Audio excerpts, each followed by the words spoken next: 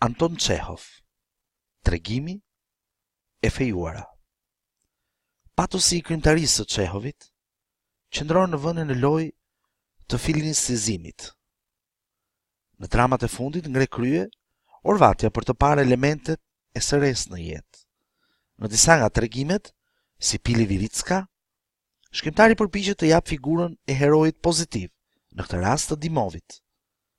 Kjo prirje duket qartë te kopshi I qershësive, e sidomos në tregimin e tij të fundit, e fejuara, e cila doli në dritë në vitin 1903. Nadia, heroina e tregimit, vendos të presë çdo marrëdhënie me botën përreth dhe ikën për të mësuar në Peterburg. Nadia e kuptoi tërë ngushtësinë e jetës që bënte. Të ëmën e shikon në një dritë tjetër. I fejuari I duket I trash, I pakdhendur. Nuk e shet dot pa neveri tablon me një grua lakuriqe në murin e dhomës, e cila bëhet simbol I vulgaritetit. E urren këtë jetë të humbur dhe synon me gjithë shpirt drejt jetës së re, që ja zbuloi Sasha, një djalë I sëmur, por plot energji dhe entuziazëm. Tregimi zhvillohet në atmosferën e pritjes së diçkaje që theksohet nga tablot e natyrës.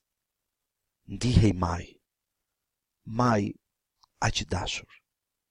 Mund të merrje frym thellë dhe të kishe qef të mendoje se jo këtu, po diku në kubën e qiellit, mbi pemë, larg nga qyteti, në livadhe dhe pyje kishte shpërthyer tani një jetë pranverore, një jetë misterioze, e bukur, e pasur dhe e shenjtë.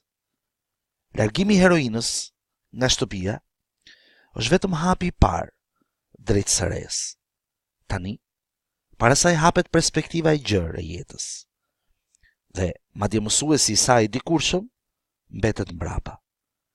E ardhmja I përket nxënëses së tij dhe shokëve të saj që kalojnë nga fjalët tek veprat.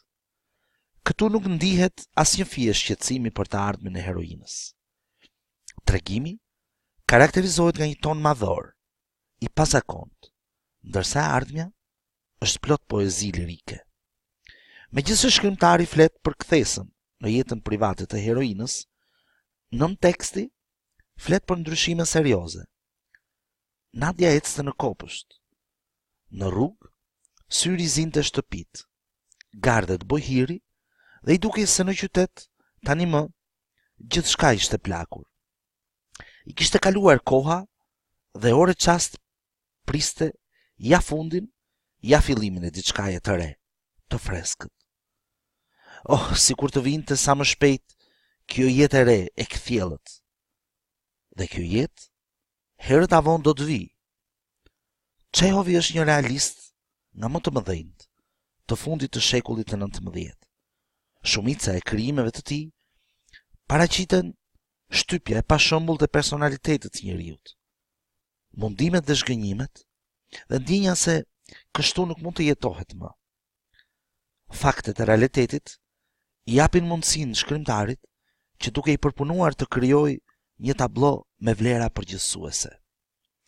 Vepra e tij lexohet dhe pëlqejet nga lexuesi në vende të ndryshme të botës. Shkrimtari irlandez Shaw O'Casey thot: Çehovi erdhi në Irlandë dhe gjeti derën të hapur. Atë derën e Varfanjakut, ku e pritën me bujarin irlandeze dhe I lanë vendin më të mirë pranë vatrës. Bernard Shaw e vinte Çehovin dramaturg krahas Ibsenit e Tolstoit. Ndikimi I Çehovit ndihet në veprën e shumë shkrimtarëve rus dhe evropian. Ndonjë kritik thot se gjurmët e tij mund t'i gjejmë dhe në veprat e Lusinjit e Premchandit. Ka mendime për ndikimin e Çehovit jo vetëm mbi Pirandelon, por edhe mbi neorealizmin italian.